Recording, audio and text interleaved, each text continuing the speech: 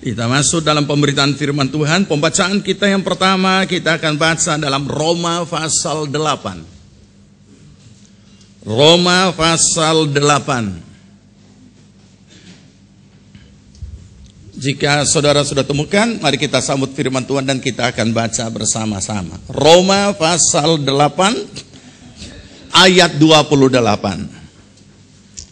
Roma 8 ayat 28, demikian bunyi firman Tuhan. Ya, kita baca. Kita tahu sekarang bahwa Allah turut bekerja dalam segala sesuatu untuk mendatangkan kebaikan bagi mereka yang mengasihi Dia, yaitu bagi mereka yang terpanggil sesuai dengan rencana Allah. Satu lagi, Perjanjian Lama, Yesaya 55 ayat 8 dan ayat 9. Yesaya 55 ayat 8 dan ayat 9. Mari kita baca. Sebab rancanganku bukanlah rancanganmu, dan jalanmu bukanlah jalanku. Demikianlah firman Tuhan. Seperti tingginya langit dari bumi, demikianlah tingginya jalanku dari jalanmu, dan rancanganku dari rancanganmu. Puji Tuhan, silakan duduk saudara.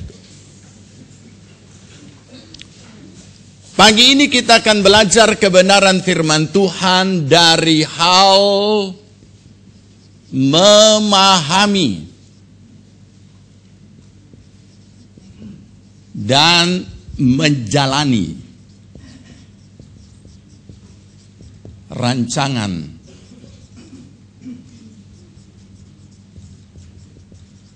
Allah.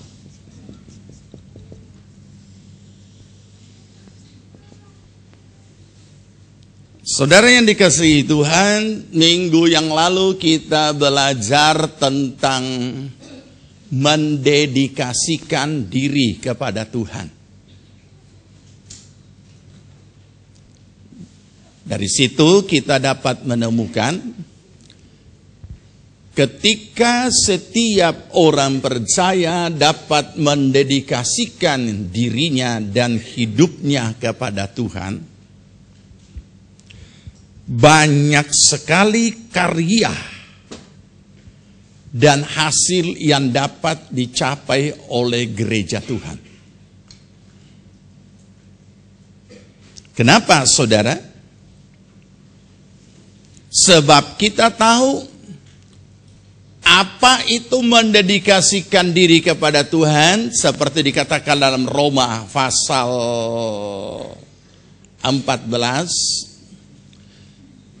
Jika kita hidup untuk Tuhan, dan jika kita mati untuk Tuhan. Jadi baik kita hidup atau mati, kita adalah milik Tuhan.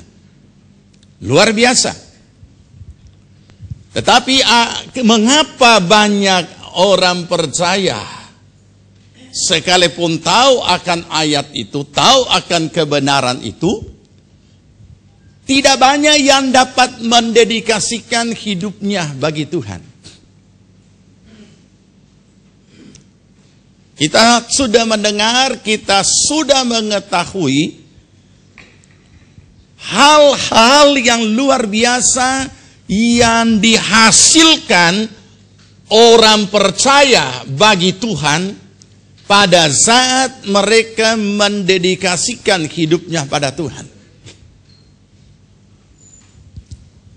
Tetapi terbukti bahwa tidak banyak orang-orang percaya yang mau melakukan itu. Itu sebabnya tidak banyak hasil yang dicapai oleh gereja Tuhan dalam keberadaannya di dalam dunia ini, dalam melaksanakan apa yang Tuhan kehendaki. Oleh sebab di dalamnya, isinya gereja, lebih banyak orang yang suka menikmati kebaktiannya, atau acara-acaranya dan merasa nyaman dan cukup sampai di situ. Kenapa demikian? Kalau mereka adalah pribadi-pribadi yang mendedikasikan hidupnya kepada Tuhan, itu luar biasa. Tetapi mengapa pribadi-pribadi ini tidak dapat berbuat demikian? Karena sebahagian besar tidak memahami apa rancangan Allah di dalam hidupnya secara pribadi. Karena tidak memahami, jadi dengan demikian dia tidak akan menjalaninya. Karena tidak tahu. Tetapi kalau dia tahu dan dia tidak jalani, itu berarti dia mengeluarkan dirinya dari rancangan Allah. Allah bisa pilih orang lain lagi. Allah bisa memanggil siapapun yang dia kehendaki untuk melaksanakan rancangannya. Tetapi bagi pribadi-pribadi yang keluar dari rancangan Allah dan tidak akan pernah sampai pada rancangan Allah, maka kita akan mengetahui apa sesungguhnya yang akan terjadi atas hidupnya. Nah, saudara yang dikasihi Tuhan, apa yang baru saja kita baca di dalam Roma pasal 8 ayat 28, ini ayat sering dibacakan atau sering dipakai sebagai ayat-ayat penghiburan kepada pribadi-pribadi yang sedang menghadapi masalah. Orang itu mungkin ditimpa musibah, ditimpa duka cita, ditimpa problem, ada tekanan yang jelas. Ada pribadi-pribadi yang sedang di dalam duka dan di dalam keadaan yang masih misteri, seringkali dihiburkan dengan ayat ini. Kalimatnya sangat rohani. Sabarlah, mungkin ada rencana Tuhan. Sabarlah, pasti ada yang lebih baik yang Tuhan sediakan.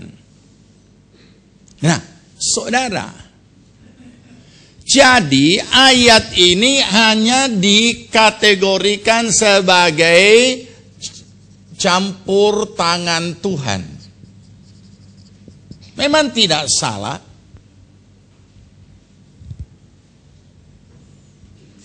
Jadi ketika seseorang itu sedang menghadapi masalah dan belum terjawab, ataupun kita sendiri yang sedang mengalami masalah dan belum terjawab, kalau orang dunia stres, depresi, tertekan, dan ketika buntu frustasi. Nah, orang-orang rohani tidak. Kalau secara stres, secara tekanan jiwa, ya itu umum, semua orang mengalaminya. Artinya, stres bukan stres dalam arti kata terlalu bertumpuk-tumpuk masalah ataupun problem yang dia harus pikirkan dan dia harus jawab dalam waktu yang sama. Itu semua orang akan mengalami apa yang namanya stres model seperti itu. Tetapi ini bukan hanya sekedar itu, melainkan tekanan-tekanan hidup yang kita tidak mampu jawab.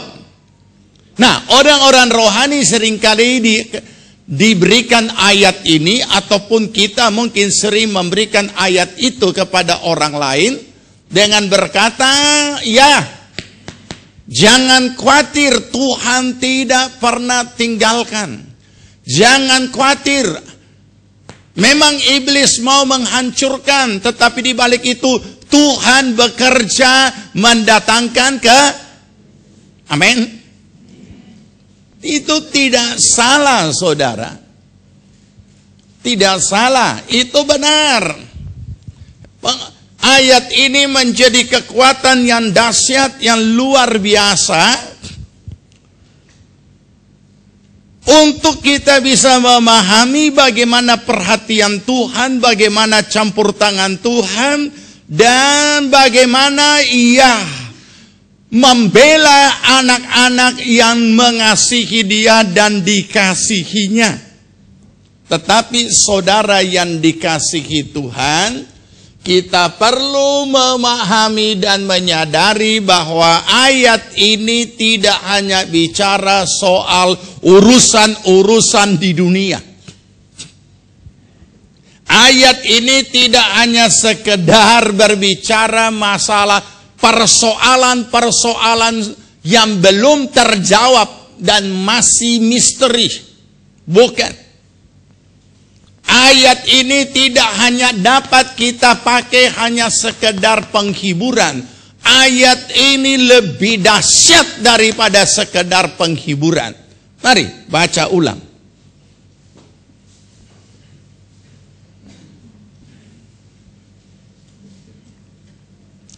Sudah? Sudah dapat?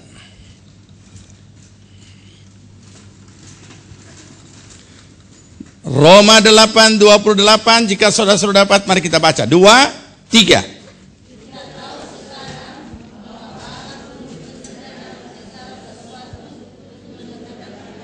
Iya, stop dulu. Kalau ayat itu hanya sampai di situ, maka dia akan menjadi ayat cukup sebagai ayat penghiburan. Kenapa? Mari. Sebab, lihat di situ. Bahkan mungkin bisa kalau boleh dihafal. Sebab kita tahu sekarang. Terus.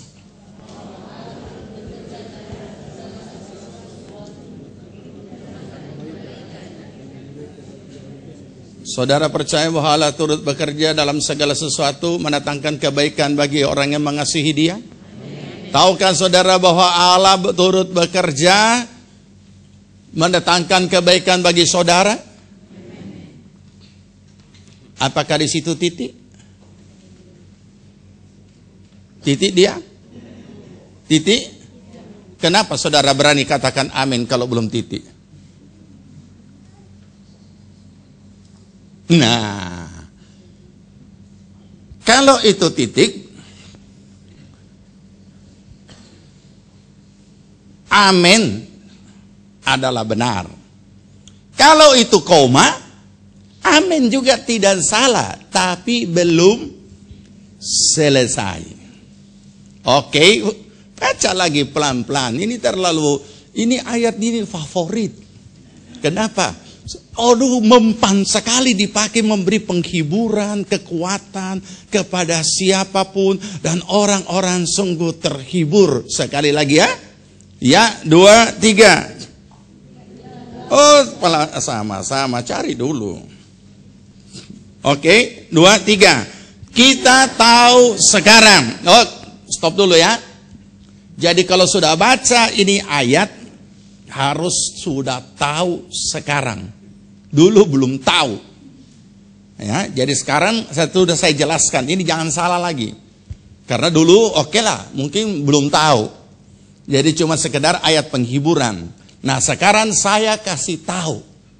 Ya, Paulus kasih tahu. Tuhan kasih tahu. Ya, bahwa Allah turut bekerja dalam segala sesuatu untuk mendatangkan kebaikan bagi mereka yang mengasihi Dia.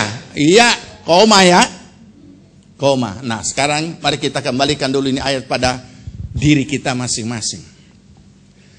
Siapa yang pernah mengalami dalam hidupnya problem yang dia tidak mengerti mengapa sampai itu terjadi, bahkan dia pernah berdoa, Tuhan, kenapa ini saya harus alami? Ada? Tidak usah keras-keras, bisi-bisi saja. Ada? Oh, dapat dengar jauh di sana. Ada. Hampir semua, bahkan kita semua pernah mengalami itu. Entah itu dalam rumah tangga, entah pribadi, entah itu kesehatan kita, entah itu bisnis kita, entah itu anak-anak kita, pokoknya peristiwa apapun. Dan itu mendatangkan tekanan. Kemudian orang datang besok kita, ya kenapa om, tante, bror, ses, apapun panggilannya, ci, alo, apapun. Kenapa? Ya begini. Ya percayalah. Wah, ini mungkin gembala sel ini ya. Tuhan tidak tinggalkan kita. Tuhan itu luar biasa mengasihi. Mungkin ada, bukan cuma mungkin, percayalah, Tuhan kasih yang lebih baik. Nah, Tuhan itu dia tambah ayat. Biasanya kan sama dengan itu orang yang di dapur gampang tambah bumbu, tambah ayat lagi. Bahwa ada tertulis apa yang belum pernah didengar oleh telinga. Dia kasih lebih serahnya yang belum pernah dilihat oleh mata. Puisi dia. Dan belum pernah timbul dalam hati. Itulah yang Tuhan sediakan bagi orang-orang yang mengasihi dia. Coba. Sama kan? Di sana ada mengasihi, di sini juga ada mengasihi. Jadi percayalah. Oke. Sekarang kita kembali pada diri kita. Ini pernah muncul dalam hidup kita. Dan bagi orang-orang rohani, kadang-kadang tidak membutuhkan orang datang menghibur dia. Dia jawab sendiri. Kita tahu ini masalah ini Tuhan ada punya maksud. Waduh, bukan main. Tetapi saudara, sekarang kita mau baca lengkap. Camkan baik-baik. Ya, ulang. Kita tahu sekarang bahwa Allah turut bekerja dalam segala sesuatu untuk mendatangkan kebaikan bagi mereka yang mengasihi Dia. Yaitu bagi siapa? Bagi mereka yang terpanggil sesuai dengan rencana Allah. Jadi kalau keluar dari rencana Allah,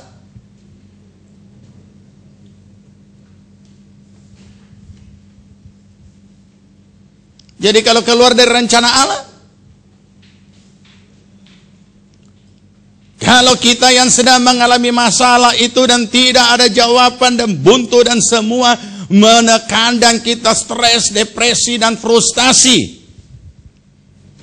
Dan ternyata Tuhan tidak berbuat apa-apa. Bagaimana kita memahami ini ayat? Apakah Tuhan meninggalkan kita atau kita yang tidak masuk dalam rancangan Allah? Atau kita yang sudah keluar dari rancangan Allah? Jadi sederhananya mereka yang Tuhan bekerja mendatangkan kebajikan atau kebaikan bagi mereka yang mengasihi Tuhan, yaitu bagi mereka yang terpanggil sesuai dengan rencana Allah. Jadi kalau kita tidak masuk dan kita keluarkan diri kita dari rancangan Allah, bagaimana? Apa dia mendatangkan kebaikan? Tidak. Jadi jangan kecewa, saudara. Kalau kita keluar dari rancangan Allah, kita tidak mau berjalan dalam rancangan Allah, kita maunya sendiri. Coba, mari kita ingat apa yang kita baca, atau bukalah Yesaya 55. Kita buka lebih baik supaya kita bisa baca daripada masih ingat itu skor pertandingan semalam sampai subuh.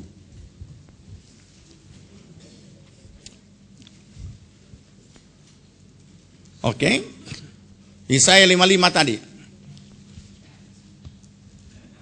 Ayat 8. Ya, sebab rancanganmu bukanlah rancanganku bukanlah rancanganmu, Jalanmu bukanlah jalanku, demikian firman Tuhan. Seperti tingginya langit dari bumi, demikianlah tingginya jalanku dari jalanmu, dan rancanganku dari rancanganmu. Inilah yang kita jalani setiap hari. Sering kita anggap kita sudah ada dalam rancangan Allah, padahal keluar. Seringkali kita menganggap apa yang kita sudah jalani adalah jalannya Tuhan, padahal jalan kita. Firman Tuhan berkata, jalanmu bukan jalanku. Bisa saudara bayangkan berapa jaraknya antara langit dan bumi? Istilah ini bisa secara istilah, bisa juga secara eksakt, bahwa tidak pernah ketemu. Sama kan? Seringkali kita pakai istilah, beda sekali antara langit dan bumi. Menyatakan bahwa tidak pernah ketemu. Nah, itu sebabnya saudara, mengapa seringkali kita merasa ditinggalkan. Apakah Tuhan pernah meninggalkan kita? Ia berkata ia menyertai kita sampai kesudahan alam. Apakah Tuhan tidak membela umatnya? Membela. Tetapi mari kita memahami apa yang menjadi rancangan Allah yang begitu mulia di dalam kehidupan kita. Nah, untuk memahami rancangan Allah dalam hidup kita, kita mulai dari hidup kita. Kita perlu pahami dulu, baru kita jalani. Jadi ayat ini jelas bukan hanya sekedar penghiburan, tetapi orang yang Tuhan bela, orang yang Tuhan selalu jadikan kebaikan, apapun yang menimpanya dirubah oleh Tuhan menjadi kebajikan, yaitu hanya orang-orang yang terpanggil menurut rencananya. Bahkan bukan cuma menurut, terpanggil sesuai dengan rencana Allah. Jadi kalau kita tidak sesuai dengan rencana Allah, jangan salahkan Tuhan. Pengalaman-pengalaman rohani yang seringkali mencekam, ini seringkali membuat orang takut menjadi rohani. Dan kadangkala seharusnya dia lebih mendalami isi hati Tuhan, malah banyak orang yang kemudian membenci dan memusuhi Tuhan. Pernah dengar ketika seorang ibu gembala sakit dan masuk rumah sakit, dan kemudian dibesuk dan mau didoakan, dia tolak mentah-mentah dan dia usir orang, dia tidak mau didoakan. Ini luar biasa, bukan cuma ibu gembala, bukan ibu gembala, maksud saya ibu gembala, istri gembala, bukan. Dia adalah seorang gembala perempuan. Bayangkan itu saudara, berarti gembala, hamba Tuhan. Nah mari, kita perlu memahami ini, agar supaya kita di dalam kehidupan kita sebagai orang percaya, kita perlu dan selalu berjalan di dalam jalannya Allah. Selalu ada dalam rancangannya Allah. Mari, sekarang kita kembali pada diri kita masing-masing. Apa yang kita temukan dalam diri kita? Yang sesungguhnya kita temukan dalam diri kita, umumnya orang Kristen itu menjalani hidupnya hanya melaksanakan rutinitas. Kita bangun pagi, menjalani sepanjang hari sesuai dengan keberadaan kita. Jauh malam, sesudah itu kita tidur, selesai, bangun lagi, besok seperti itu, besok lagi kita ulang seperti itu, besok lagi kita ulang seperti itu, dan tidak memahami apa yang menjadi rancangan Tuhan. Makanya orang-orang seperti ini akan menghasilkan sebahagian besar orang Kristen yang hanya melaksanakan segala kegiatan ibadahnya secara tradisi. Mari kita renungkan, jangan-jangan kita adalah itu. Nah, kalau kita jadi orang percaya seperti ini, untuk apa? Yang sebahagian lagi, ya saya sudah jelaskan minggu lalu, adalah orang Kristen yang menjalani ibadahnya untuk memperbaiki nasib. Ya, saya lakukan ini, Tuhan dengar, kiranya Tuhan tolong. Saya lakukan ini, kiranya Tuhan berkati. Kemudian saudara jadi masalah. Masalahnya apa? Karena sering ditanamkan seperti ini. Sebenarnya tidak keliru, tetapi akhirnya jadi masalah. Dalam arti kata, supaya diberkati Tuhan. Ya, mari kita melakukan apa supaya diberkati Tuhan. Mari kita ibadah supaya diberkati Tuhan. Mari kita memberi supaya diberkati Tuhan. Mari kita setia supaya diberkati Tuhan. Menyaut ini orang yang banyak duit. Saya juga tidak setia, saya juga tidak melayani, saya juga tidak ibadah. Diberkati Tuhan. Nah, coba bayangkan ini. Karena dia punya semua. Nah, inilah pemahaman-pemahaman seperti ini yang seringkali membuat pada akhirnya kita menjadi bingung. Tetapi apa firman Tuhan katakan? Sebagian lagi orang percaya atau orang Kristen menemukan dan menjalani hidupnya adalah rahasia. Nyanyian favoritnya. Ku tak tahu kan hari esok. I don't know about tomorrow. Itu dia punya lagu kesukaan. Nah, sebagian lagi orang-orang percaya yang seperti ini, mereka ini lebih mengharapkan campur tangan Tuhan dalam menghadapi problem-problem hidupnya daripada memahami apa yang menjadi rancangan Tuhan dan apa yang menjadi jalannya Tuhan. Itu sebabnya umumnya setiap orang menghadapi masalah selalu yang keluar adalah pertama-tama secara manusia lahiriah keluhan. Dan orang-orang rohani juga punya keluhan bahasa rohani. Ya Tuhan, mengapa harus terjadi ini padaku? Seharusnya apa? Apapun yang kita hadapi, segera terlebih dahulu kita mau cari tahu apa maunya Tuhan. Sehingga ketika kita berdoa bukan doa keluhan, tetapi doa untuk mengejar apa yang menjadi rancangan Allah dan kehendak Allah dan jalan Allah atas masalah yang sedang kita hadapi. Tuhan, apa yang Engkau kehendaki dari diriku atas masalah ini? Itu. Ya, baik. Mari sekarang kita mau mengenal rancangan Allah.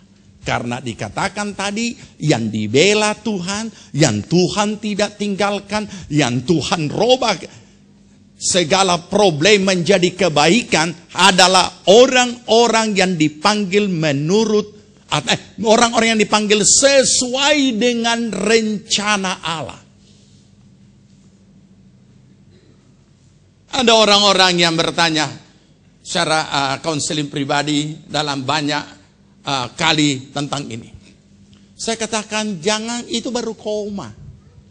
Itu baru koma. Tetapi ada lanjutannya. Apa itu? Yaitu orang-orang yang dipanggil sesuai dengan rencana Allah. Jadi kalau saudara dan saya sudah menjadi orang percaya, saudara telah dipanggil untuk masuk dalam rancangan Allah.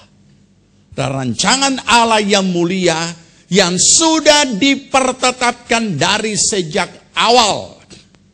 Buka Mazmur.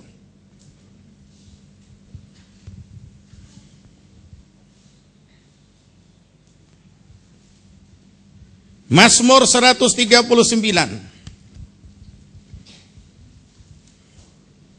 Mazmur 139 ayat 16. Ini harus dihafal mati atau diingat.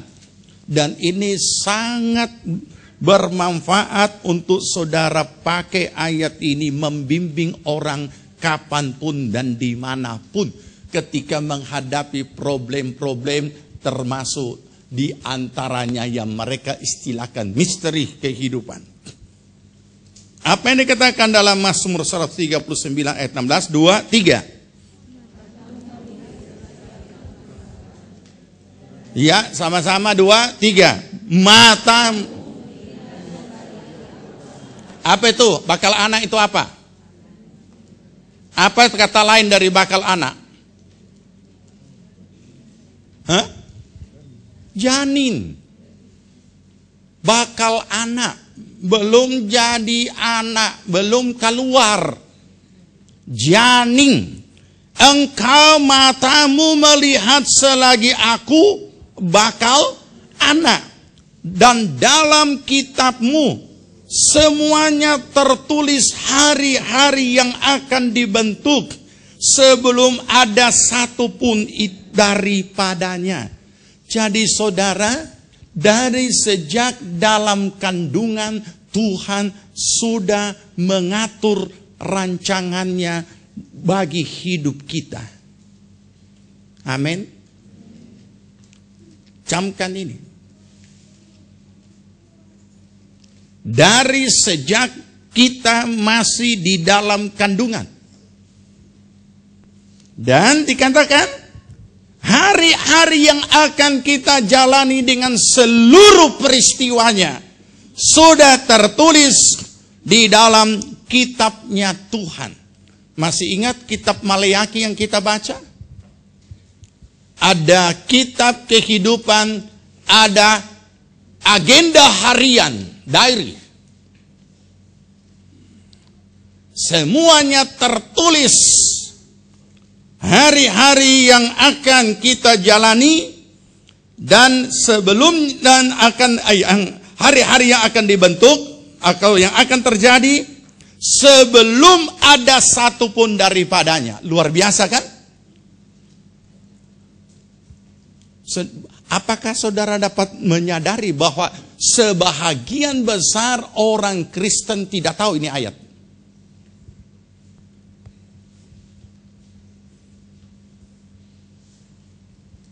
Saya pernah mengadakan pembinaan rohani di Korpri Sulteng, di Gedung Pogombo sana. Dan sudah saya bawa tentang hal, bukan khotbah ini, tapi tentang luar biasa rancangan Allah. Sesudah itu beberapa pejabat datang berkata, Pak Pendeta, saya belum pernah dengar ini. Kalau saya sudah tahu dari dulu, mungkin saya tidak jadi seperti sekarang ini. Artinya tentu lebih baik. Dan tidak semua orang Kristen dapat menerima kebenaran ayat ini. Mereka tidak terjangkau akal pikiran mereka. Baik, nanti saya akan bacakan berikutnya. Yang itu dulu ya. Nah, kenapa saudara?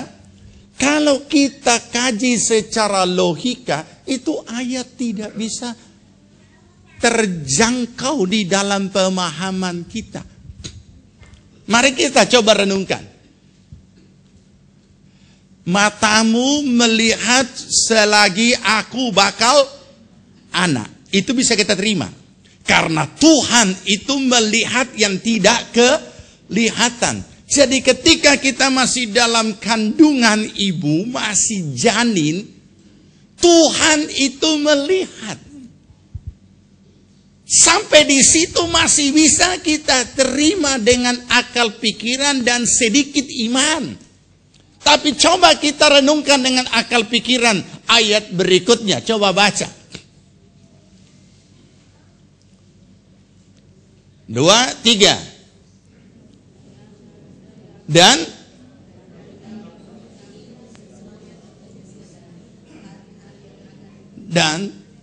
Dan apa? dan dalam kitabmu. Dan dalam kitabmu semuanya tertulis hari-hari yang akan dibentuk sebelum ada satu pun daripadanya. Coba saudara analisa. Tidak bisa dianalisa secara akal pikiran. Jadi sebahagian orang Kristen juga tahu ini ayat ada. Tapi mereka tidak dapat memahami dan menerima sebagaimana kita memahaminya. Itu sebabnya sebagian masih percaya tentang nasib, masih percaya tentang bintang, horoskop dan lain sebagainya. Oleh karena mereka tidak jangkau dengan akal pikiran. Coba saudara baca. Jangankan kita, pemazmur pun tidak bisa menangkapnya. Baca ayat berikutnya. Ayat berapa? 17. Ayat 17. 2, 3.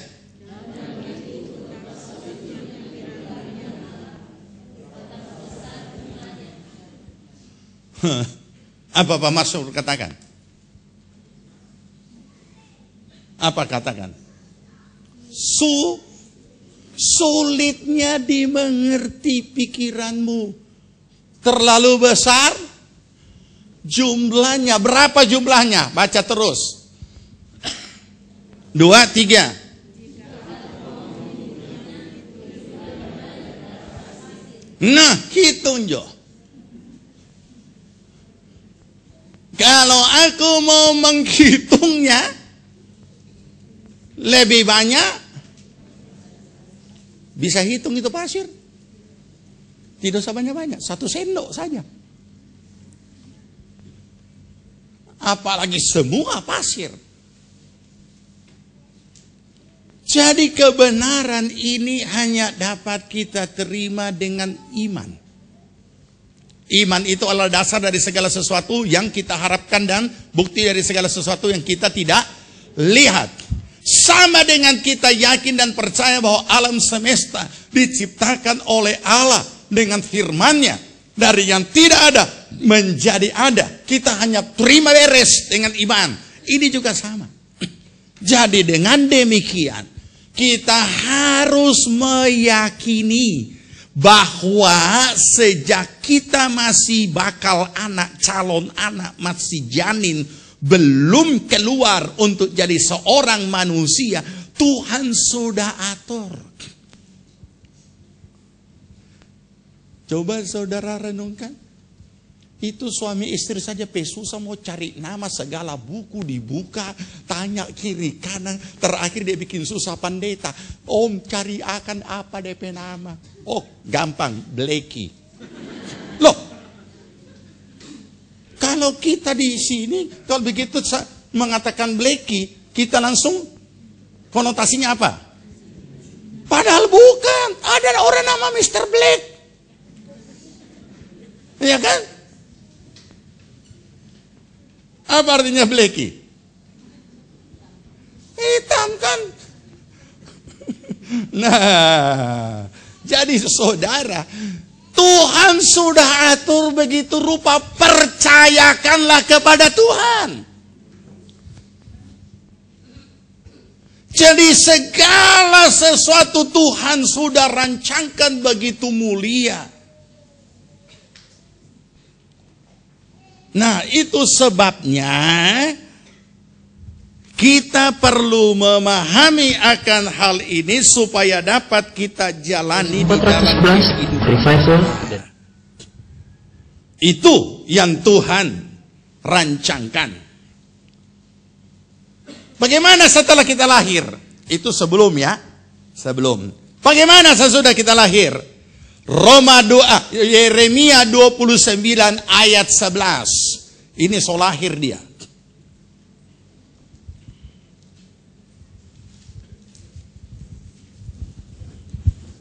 Sudah?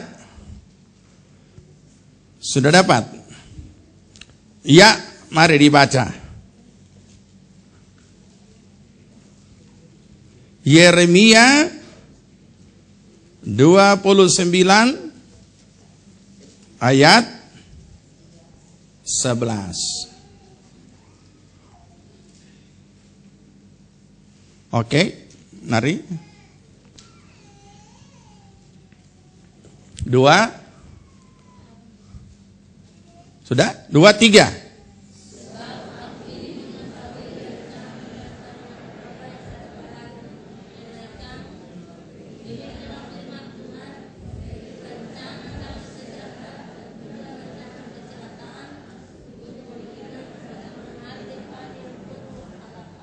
Ya, rancangan damai sejahtera bukan rancangan kecelakaan untuk memberikan kepadamu hari depan yang penuh harapan.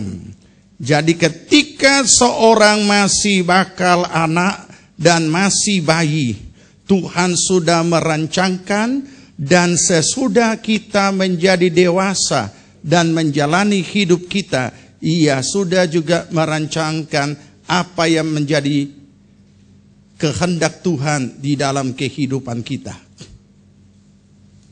Masa depan yang penuh harapan. Ini di depan. Saya tidak usah bacakan yang lain, saudara tahu. Apa yang ditulis oleh Ulangan pasal 28?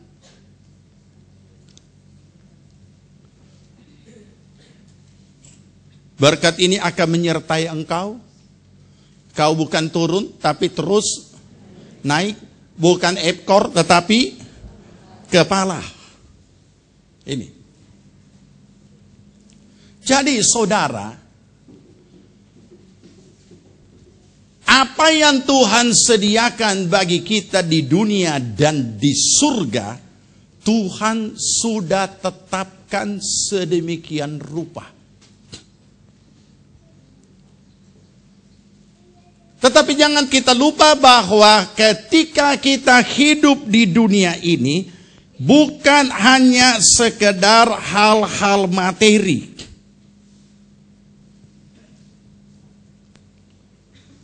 Atau keberhasilan dalam hal-hal materi. Saya sangat diberkati dengan salah satu kesaksian baru-baru ini, belum lama, sehingga saya harus cari bukunya untuk mengetahui lebih banyak tentang kesaksian itu. Begini, sekarang ini banyak lagi marak motivator-motivator yang memberikan seminar-seminar.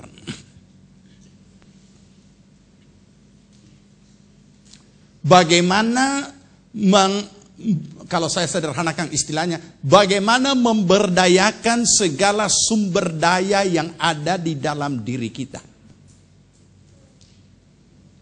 Dan ada banyak orang termotivasi dengan baik, sehingga bagi mereka yang meresponi, sehingga mereka benar-benar menghasil kinerjanya meningkat, produktivitasnya meningkat, hasil juga pasti lebih meningkat.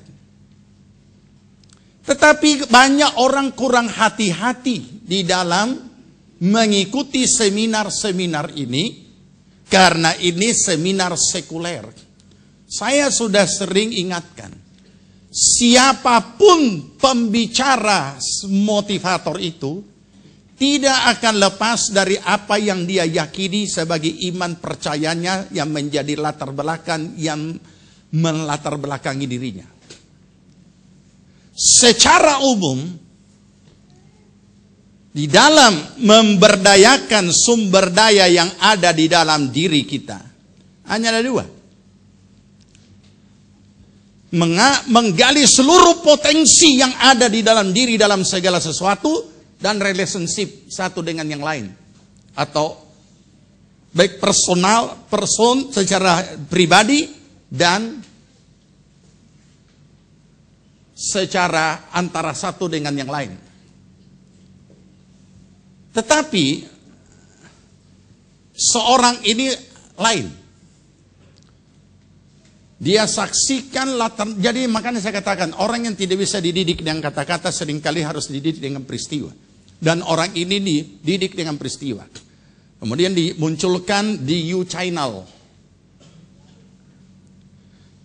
Salah satu motivator atau mungkin satu-satunya, saya belum mengikuti yang lain, tetapi saya baru menemukan yang teosentrik, yang berpusat kepada Tuhan. Dan itu jadi berkat bagi banyak orang.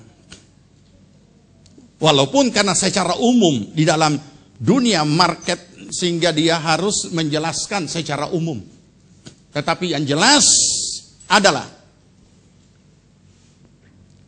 bukan hanya kemampuan diri sendiri, bukan hanya kemampuan secara relationship satu atau menjalin hubungan satu dengan yang lain, tetapi peranan Tuhan. Dan bagaimana persekutuan pribadi seseorang dengan Tuhannya.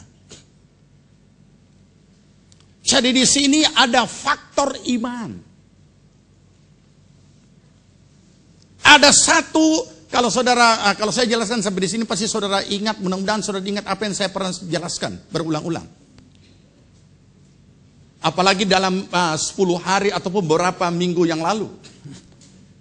Bahwa ada potensi yang sangat besar yang Allah sudah taruh dalam diri kita, yaitu rohnya yang kudus. Rohnya yang kudus ini dikatakan kamu akan beroleh kuasa apabila Roh Kudus turun ke atas kamu. Ada kekuatan yang dahsyat di dalam diri kita sebagai orang percaya. Dan itu seringkali yang tidak diberdayakan, atau seringkali, atau dengan istilah kata lain, roh itu dipadamkan. Kita hanya memakai kekuatan, kemampuan yang ada dalam diri kita secara unsur jiwani, kehendak kita, pikiran kita, kekuatan kita dan segala-galanya, personil, dan kemudian kekuatan daripada untuk hubungan satu dengan yang lain, tetapi kita lupa bahwa ada bahagiannya Tuhan. Nah, saudara, sama seperti hal ini. Ketika dikatakan, yaitu orang-orang yang terpanggil sesuai dengan rancangan Allah. Maka harus kita pahami bahwa kita dipanggil selain masuk surga, keselamatan hidup yang kekal, dan juga berkat-berkat materi, finansial, dan segala sesuatu apa yang menjadi kebutuhan kita di dunia ini, Tuhan sudah sediakan. Dan Tuhan sudah rancangkan. Tapi bukan hanya sampai di situ. Tidak. Mari kita baca dalam Roma pasal 8 tadi.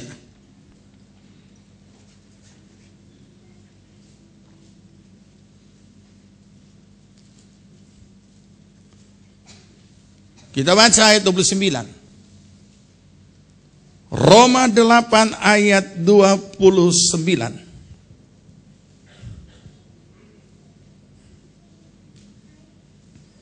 Sudah?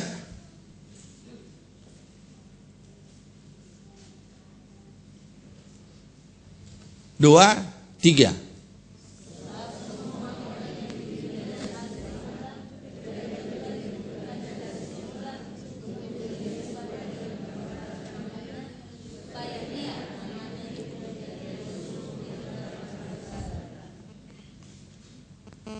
Apa yang Tuhan telah tetapkan pada saat kita dipanggil dan langsung ditetapkan menjadi seperti Yesus.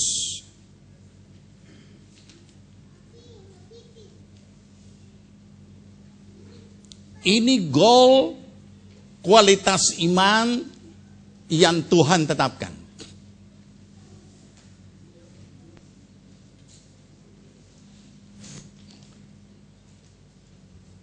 Kenapa itu sebabnya Tuhan memberkati kita. Tuhan menjadikan kita kepala dan bukan ekor. Dia memberkati kita bukan hanya sekedar tapi berkelimpahan. Supaya kita tidak dipusingkan lagi dengan segala hal-hal duniawi itu. dan dapat memfokuskan diri kita di dalam iman kita untuk menjadi seperti Yesus.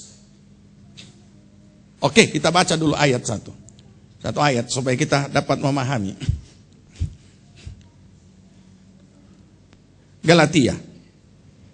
1 Yohanes 2 ayat 8. 1 Yohanes 2 ayat 8.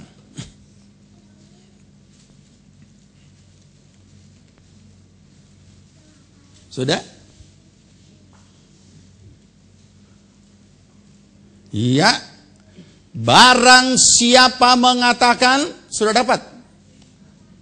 Yohanes, ayat 6. Yohanes ada di bagian belakang. Oke. Ya, barang siapa mengatakan bahwa ia adalah di dalam dia, ia wajib hidup sama seperti Kristus telah hidup. Ada kata apa? Apa kata lain daripada wajib? Harus. Ini. Harus. Jadi harus hidup sama seperti Yesus hidup. Banyak orang hanya mengikuti apanya Yesus. Rambutnya. Zaman tempo dulu, sekarang sudah tidak musim. Mungkin akan datang lagi. Sekarang kan zaman orang bagondol kan? Iya. Sehingga banyak orang-orang lama di televisi muncul tiba-tiba iso gondol. Lagi zaman gondol. Berarti kita ketinggalan. Dulu kan saya pernah anjurkan, mari kita rame-rame gondol supaya memberikan memberikan mode kepada dunia. Jangan mode dunia masuk gereja. Gereja harus bikin mode sendiri baru kemudian diikuti dunia. Ya. Gimana bro? So siap begondol? So terlambat, orang lain so begondol duluan. Nah, jadi dikatakan harus hidup sebagaimana Kristus harus hidup. Perhatikan ya. Garis saya kasih contoh sederhana supaya kita memahami. Garis biru ini anggaplah garis yang Tuhan telah tetapkan sebagai rancangannya. Luar biasa. Dan kita mulai akan menjalaninya. Bagaimana kita menjalaninya? Kita menjalaninya seperti ini. Masih di dalam jalannya Tuhan? Masih? Itu garis merah adalah jalanku. Kata firman, jalanmu bukan jalanku, jalanku bukan jalanmu, rancanganmu bukan rancanganku, rancanganmu bukan, dan seterusnya. Masih di jalannya Tuhan? Masih. Kita masih menyanyi jalan serta Yesus. Malah saking senangnya kita bikin itu nyanyi jadi game. Jalan sertanya, balik lagi. Rasanya, balik lagi. Jalan, balik lagi. Ada kan nyanyian, ada gamenya itu kan? Akhirnya tak putar-putar di tempat. Tidak jalan-jalan. Karena kita katakan jalan serta Yesus, manis rasanya kita lanjutkan. Masih di jalannya Tuhan?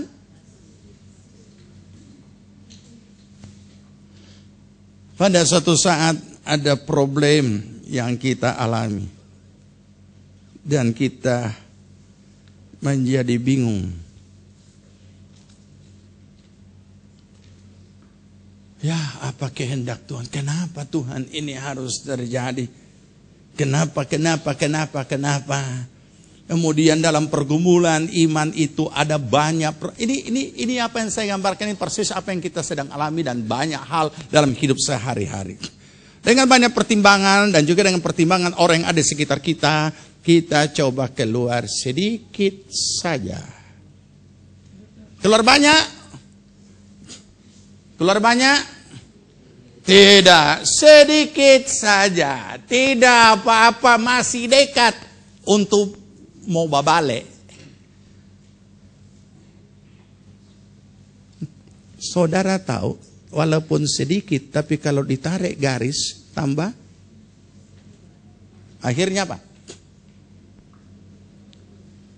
Sedikit demi sedikit, lama-lama semakin jauh dari jalannya Tuhan.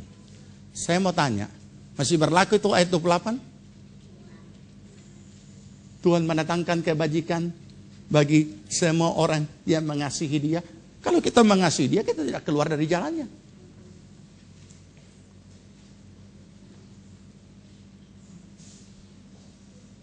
Jalan dan rancangan Allah yang begitu mulia.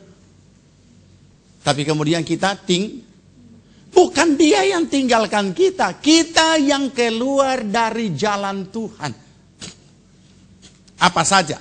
Termasuk kita tidak pernah mau untuk dibentuk menjadi seperti Yesus.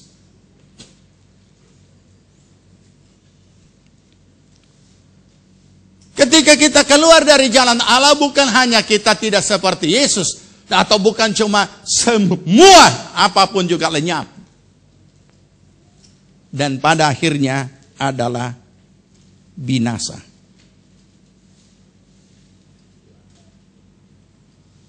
Ini yang tampak kita sadari, kita jalani setiap hari. Dan kita tidak bisa biarkan hidup kita seperti ini. Nanti kita sudah dengar nyanyian yang mengantar kita masuk dalam firman Tuhan. Tuhan selalu ada jalan. Bahkan ketika tidak ada jalan, Dia bukan cuma membuat jalan bagi kita. Untuk kita bisa tetap berada pada jalan Allah sampai kepada akhirnya. Dan itu yang Tuhan kehendaki kita jalani. Banyak orang bingung, saya sudah selesai ujian kan ini. Dan mulai masuk perguruan tinggi, mau kemana dan lain sebagainya. Ada lagi juga orang bingung mau kerja di mana.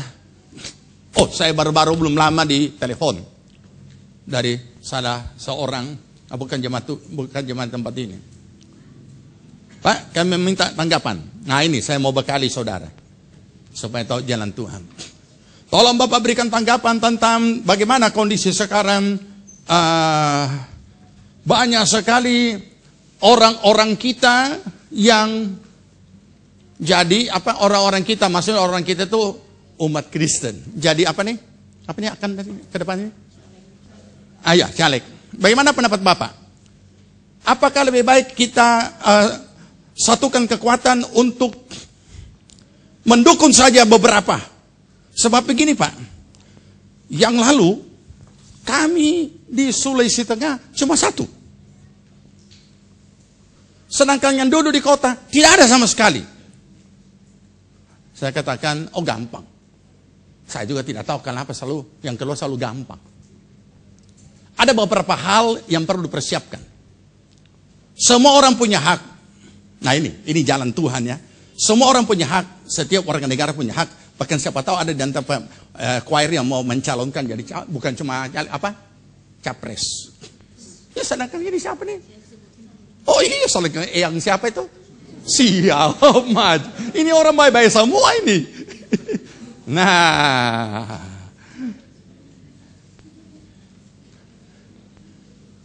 Apa yang perlu dipersiapkan? Sederhana. Tahu persis apa konstitusi dari negara ini. Kalau tidak, jangan. Karena mereka akan menjadi pembuat undang-undang.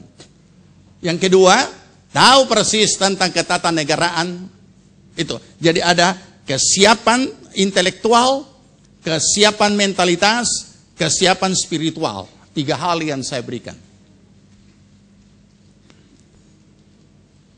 Apa itu kesiapan intelektual? Harus tahu persis tentang konstitusi. Harus tahu persis tentang ketatanegaraan negara ini. Harus tahu persis apa fungsi dan peranannya sebagai seorang legislatif. Itu dengan beberapa poin-poin yang lain tentang pengetahuan. Yang kedua, kesiapan mentalitas. Itu juga diperlukan. Sebab kita sudah tahu ada banyak yang sudah menghadapi banyak masalah. Kesiapan mentalitas dan kesiapan spiritual. Kesiapan mentalitas adalah supaya mereka benar-benar memahami jabatan bukan kedudukan untuk dinikmati sebagai kehormatan, tetapi pengabdian.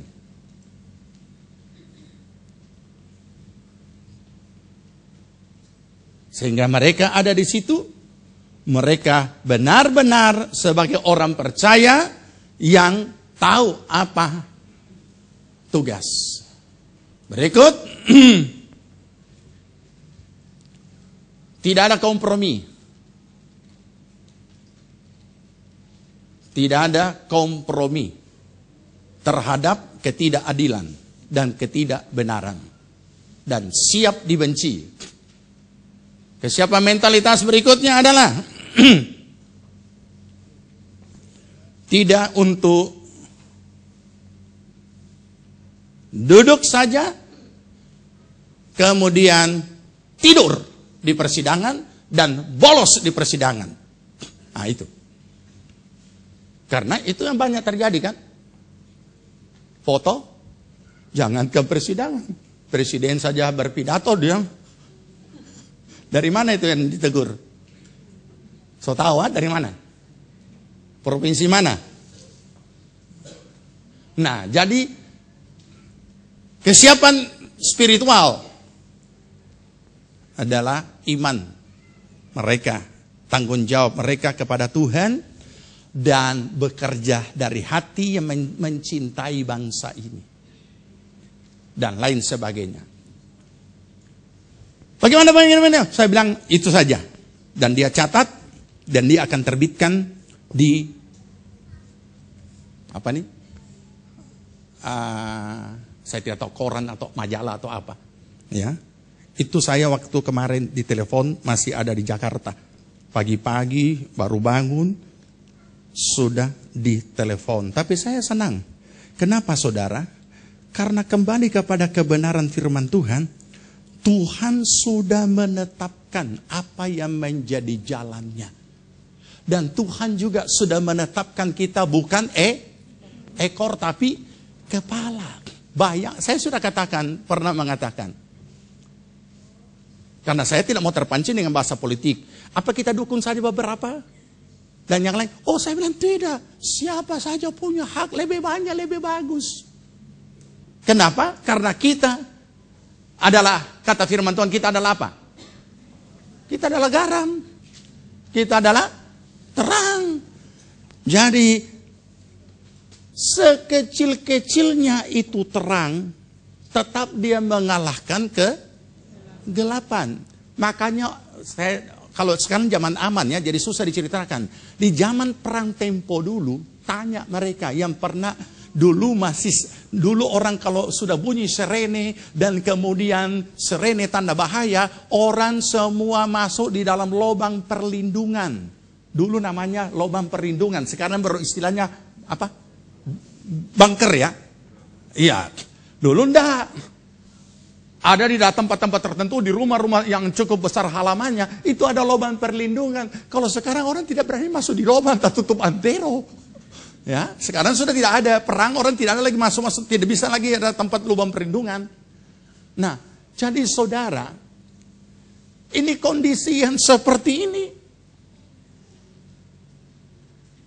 Tuhan, di dalam binyawan peran itu, sedikit pun nyala tidak bisa.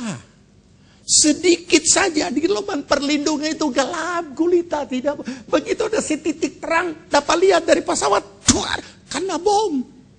Jadi menandakan Walaupun setitik terang yang paling kecil tetap mengalahkan kegelapan. Sehingga kita masih bisa. Sesuai dengan kemampuan terang itu. Jadi kalau banyak orang-orang percaya, luar biasa itu terang. Luar biasa. Menerangi. Dan kita kembali kota Palu jadi terang. Ya, kota Palu jadi terang. Kalau 3 hal ini, kesiapan intelektual, kesiapan mentalitas, kesiapan spiritual. Ini disiapkan. Kalau tidak, susah menyala.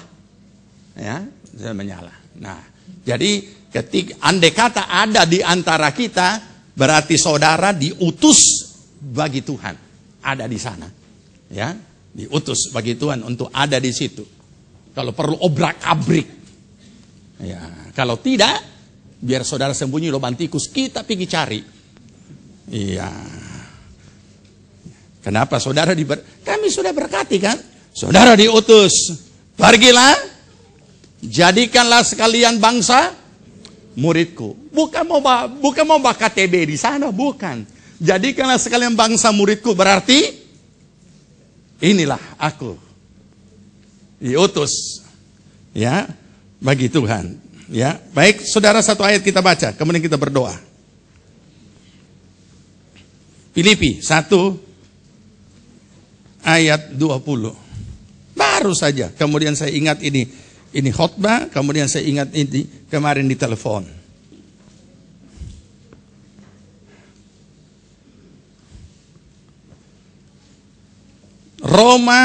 Filipi 1 ayat 20. Ya, sebab yang sangat kurindukan dan kuharapkan ialah bahwa aku dalam segala hal tidak akan beroleh malu, melainkan seperti sedia kala, demikian pun sekarang, Kristus dengan nyata dimuliakan di dalam tubuhku, baik oleh hidupku maupun oleh matiku. Karena bagiku hidup adalah Kristus dan mati itu adalah keuntungan. Amin. Kita berdoa.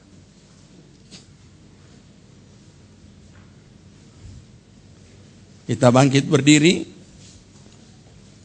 Kita nyanyikan nyanyian tempo dulu, tetapi sama. Dia buat jalan saat tiada jalan. Don Moon mungkin itu ya.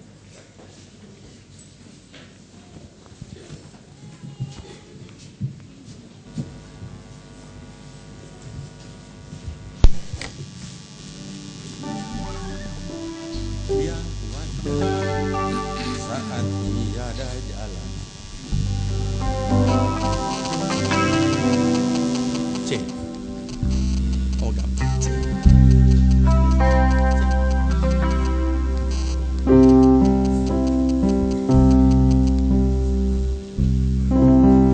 Dia buat jalan saat tiada jalan.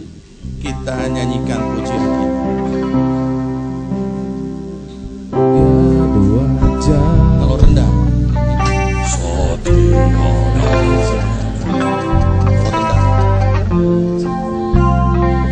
Sebentar ya, nyari dulu. Kalau rendah kayak orang bamarah. Dia buat jalan.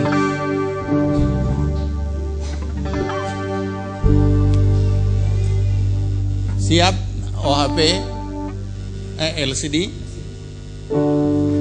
nyanyian lama tinggal cari di datanya.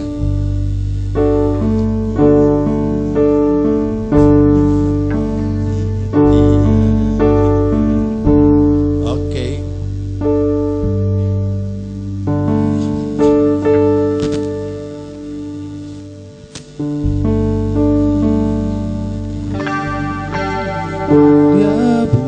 Jalan saat tiada jalan, dengan cara yang ajaib, ya buat jalan bagiku, menurutku dan membangun diriku dengan kasih dan kuasanya.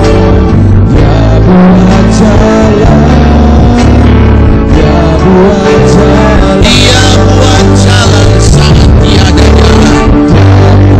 jalan saat tiada jalan, dengan cara yang ajaib Dia buat jalan bagiku, untukku,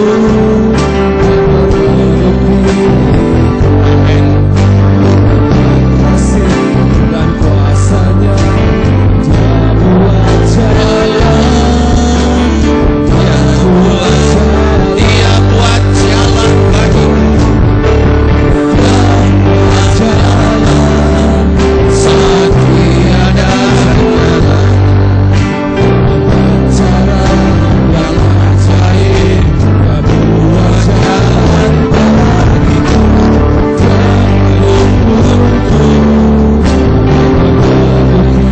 Amin. kasih dan kuasanya Dia buat jalan,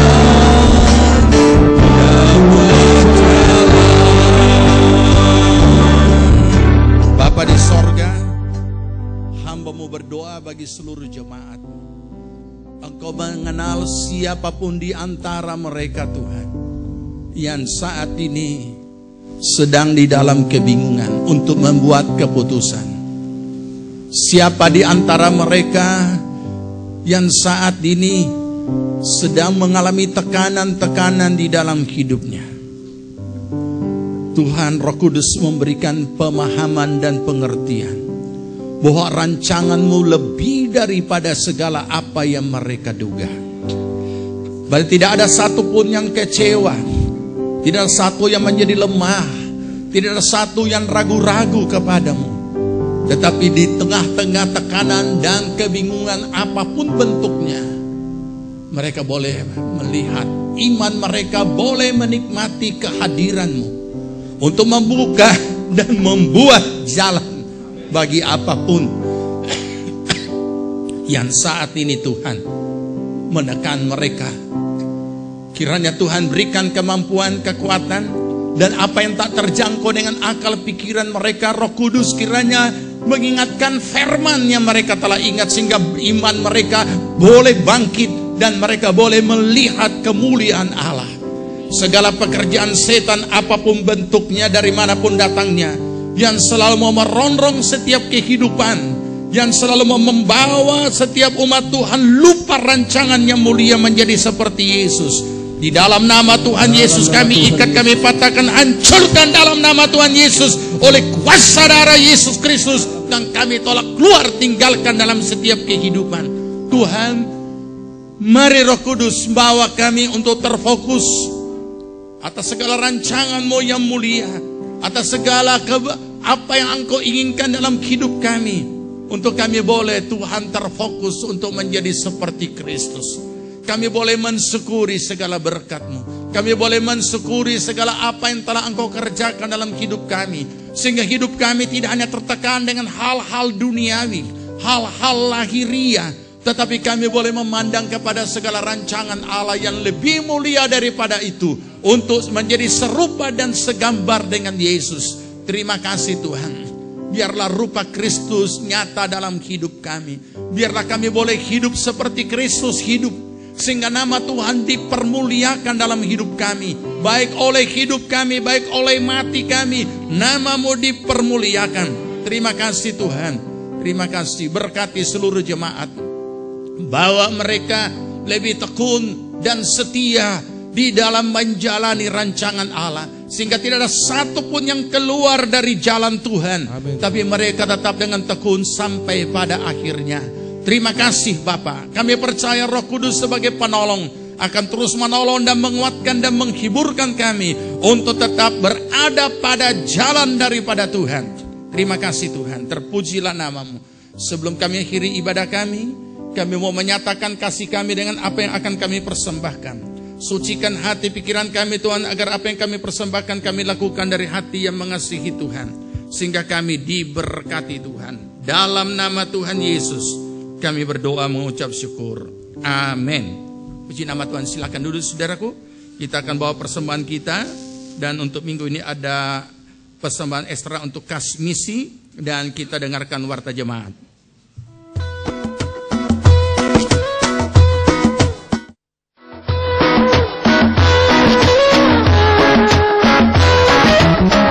Mengantarkan putra-putri Bapak Ibu sekalian untuk mengikuti ibadah sekolah minggu pada jam 4 sore di Jalan Sulawesi 411, Revival, dan di Jalan Zebra. Hari Senin, mari bergabung dalam persekutuan doa puasa pada jam 4 sore di GPPS Palu. Pada seluruh rekan-rekan pemuda dan remaja, mari bergabung dalam Komsel Pemuda dan Remaja pada setiap hari Senin jam 7 malam di wilayah masing-masing. Senin 27 Mei 2013, persekutuan kaum laki-laki pada jam 7 malam di Revival.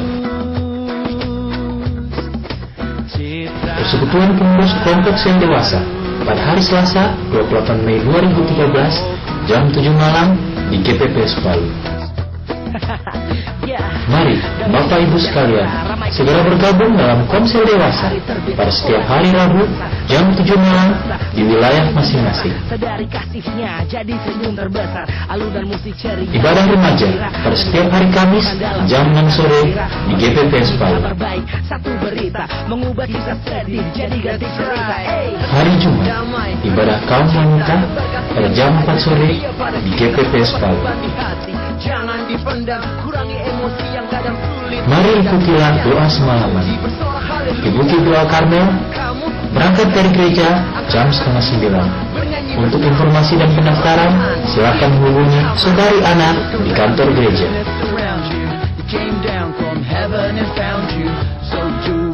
Sabtu 1 Juni 2013, Persib Konsel Kaum Muda pada jam 7 malam di GPPS Palu.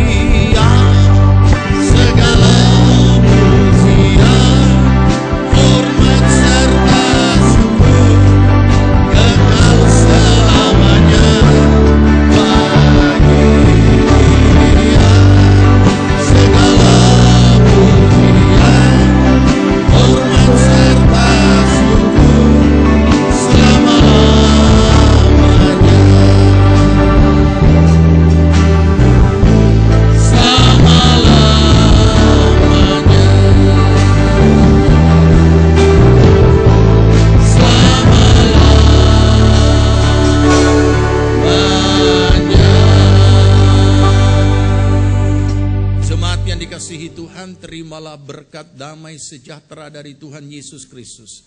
Kecintaan Allah Bapa dan dalam persekutuan Roh-Nya yang kudus adalah kiranya tinggal menyertai kita sekalian. Dibuatnya kita hidup bijaksana, sehingga berhasillah segala apa yang kita kerjakan sampai berkelimpahan dari sekarang sampai Tuhan Yesus datang kembali. Amin. Tuhan selamat pagi, Tuhan Yesus memberkati.